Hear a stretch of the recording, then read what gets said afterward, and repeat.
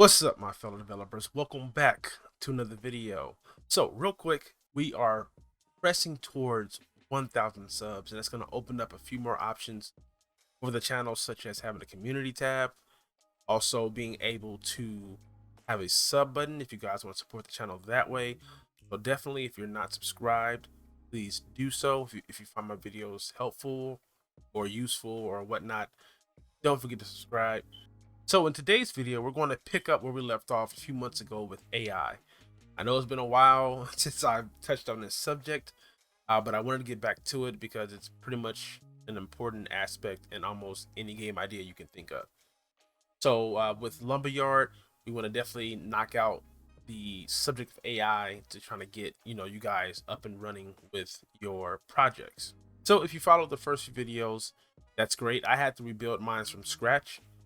So it's going to be very bare. As you can see, there's no buildings and things like that. I will fix that in the second video, just kind of give a better layout for our videos. But as far as like doing what we're doing today, which is actually creating a simple guard AI, we don't really need too much of anything. All right, so as you can see, we just have two entities into the world, one for our player, which is just, we have our transform, obviously, which is defaulted. We have an actor, which we're using the Valina actor that comes with starter game. We have a physics character controller with the capsule shape for the collider. And we have a tag of player, which is pretty standard. On our AI guard, it's a bit more involved. It has an entity that carries the transform and the rigid body and the collider, which you need to make sure that the AI can move. It requires a rigid body along with the shape collider, which we're using the capsule as well. And it has a navigation set for the medium-sized characters, which is defaulted to the engine. If you watch my previous videos, you guys know how to add more AI agent types. We have our agent speed set to 5, and we want our arrival distance to be at 1. These are not the default values, which is why I'm mentioning them now. We have a script canvas with a script canvas called AI guard, which is empty. And of course, we have a tag called AI, which will be more important later on. Under that, we have another entity where we are housing our actor, which is a sci-fi robot, and the animation grab, which is not filled in, but it will be in future videos, so it looks more dynamic when we're moving with AI instead of it moving in its T pose or A pose. So yeah, quite simple. Very simple setup. It's reminiscent of the setup before, videos before, and just my videos in general, and how you should go about your characters. The AI is more aligned with how you should build out your character in general, having child entities to house different aspects of your character, not putting everything on one entity as I have with the player. That's not the design you want to go for, but I'm just doing it for the simplicity of the tutorial. So in this video, we're going to have a very simplistic approach. Now, simplicity is always good because your game might not require very advanced techniques to get across the mechanic that you want. If you can see here in my current game that I'm working on, when the player is seen by an AI, they automatically move towards him to attack. That doesn't require an advanced seeing or hearing mechanic or a lot of ray casting, things of that nature, because the whole purpose of my AI is to attack the player in these small areas. Now, if you're working on like an open world or something that's more elaborate AI where you're doing, puzzles and that thing of that nature, and maybe you have, patrol AI and things of that, you might want to have something that's like distance based or ray casting or the combination of the two or three things that will determine how to see or hear the player. So let's go to our AI, and we want to add another collider. So we have our physics collider here.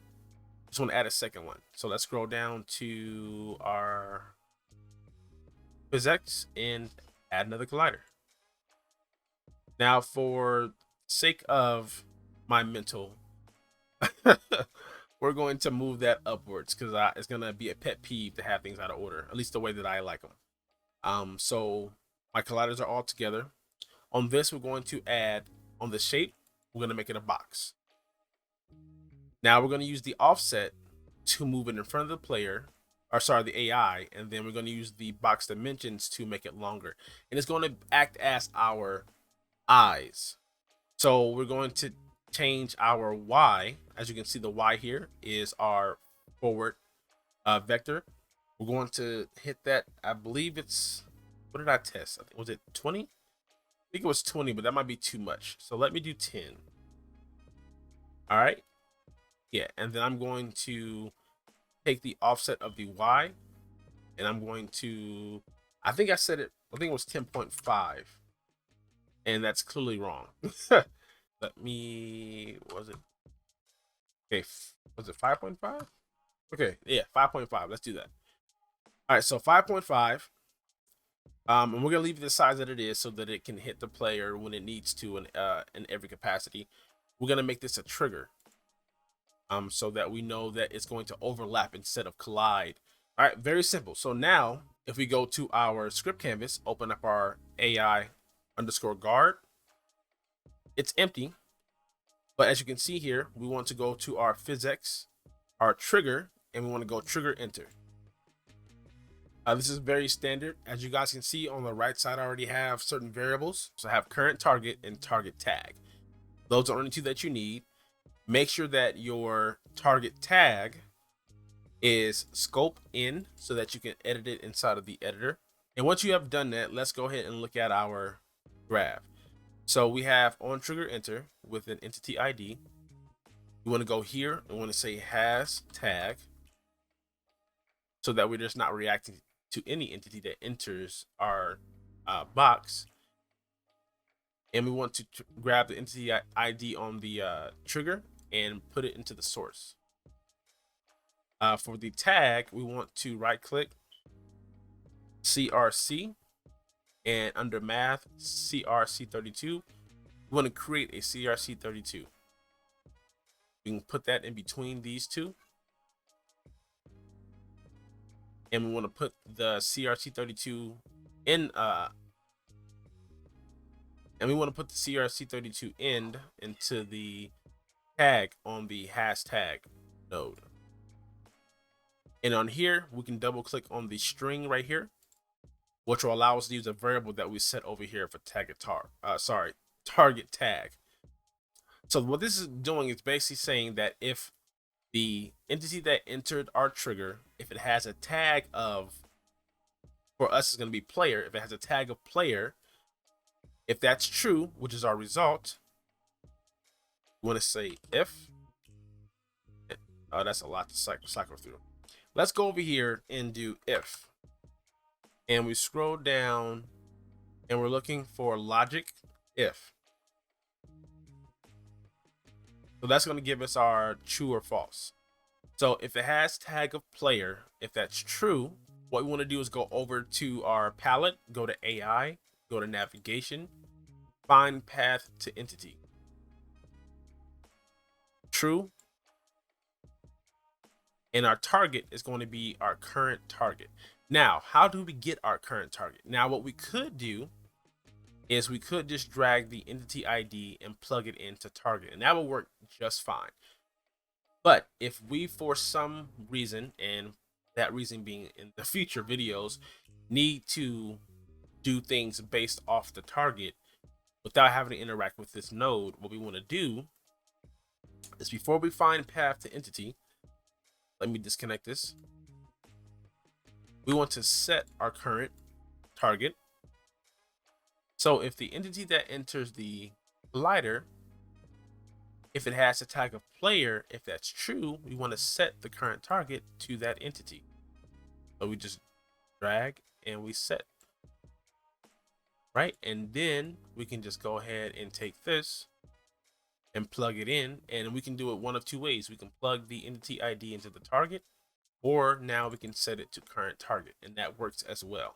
Very simple. So if you go ahead and save that, go back to your engine, and since I don't have any movement for our player yet, what I'm going to do is, as you can see, that this is acting as our eyes and our distance. So it takes care of both of those, so to speak.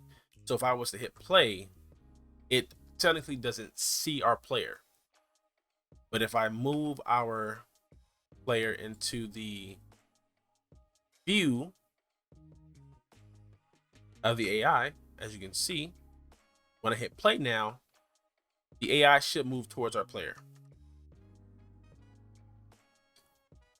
And as you can see, very simple. So as a guard AI, if this guard was posted with an idle animation against a building or a tree, and then our player walked into his vision, that will commence the attack of the AI. Very simple. It's one of the easiest AI that you can make. The next video, I'm going to go over a more advanced way of doing it, because all of these have caveats. So yeah, as you can see, a very simple way of doing AI. Very simple. But yeah, hope you guys enjoyed this video. I'm trying to get back in the swing of things, so I hope this isn't too long. Hope I didn't waste too much time. As I get back into the swing of things, I'll be able to cut things down and get straight to the point. But bear with me, bear with me. But yeah, if you guys have any questions or comments, let me know down below. If you guys have any suggestions for video ideas, maybe you want to see certain things, let me know also down below in the comment section. Don't forget to join Discord for the unofficial Lumberyard Discord, and also my own if you guys want to reach me outside of YouTube. Don't forget to subscribe. We are on our way to 1,000 subs, and I am very much looking forward to it. But other than that, hope you guys are having a very dope day. Hope you guys are prospering in your projects. And until the next time, keep developing.